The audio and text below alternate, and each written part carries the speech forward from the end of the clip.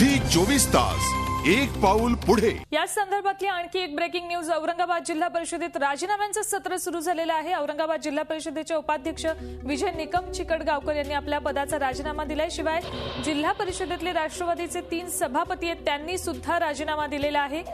ठिकठिकाणी आता कार्यकर्ते राष्ट्रवादी काँग्रेसचे आक्रमक होताना दिसतायत। औरंगाबादेत झेडपीच्या उपाध्यक्षांसह 4 जिल्हा परिषद सदस्यांनी राजीनामा दिलेला आहे।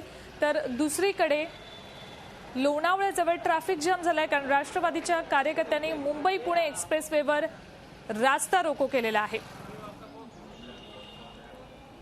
या ठिकठिकाणच्या बातम्या आपल्यापर्यंत येत आहेत। अजितदादांनी काल संध्याकाळी राजीनामा दिल्यानंतर राष्ट्रवादी काँग्रेसचे कार्यकर्ते आक्रमक झाले आणि कुठे मुख्यमंत्र्यांचा पुतळा जाळला जातोय तर कुठे अशा पद्धतीने अजितदादांचे समर्थक राजीनामा देताना दिसतात। दुसरीकडे अजितदादांच्या बारामतीमध्ये राजीनाम्याच्या निषेधार्थ बारामतीकरांनी बंद पाळलाय।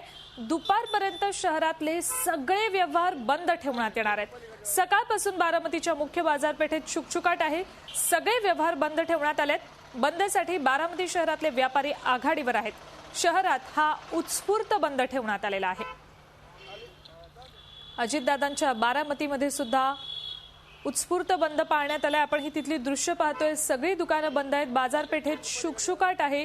गणेशोत्सवाच्या काळात सुद्धा अशा पद्धतीने बाजारपेठेत शुकशुकाट दिसतोय।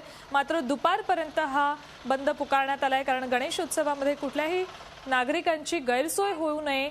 मात्र अजितदादांच्या राजीनाम्याच्या निषेधार्थ म्हणून आपला निषेध नोंदवायचा होता म्हणून अशा पद्धतीने दुपारपर्यंत हा बंद पाळण्यात येतोय। झी 24 तास एक पाऊल पुढे।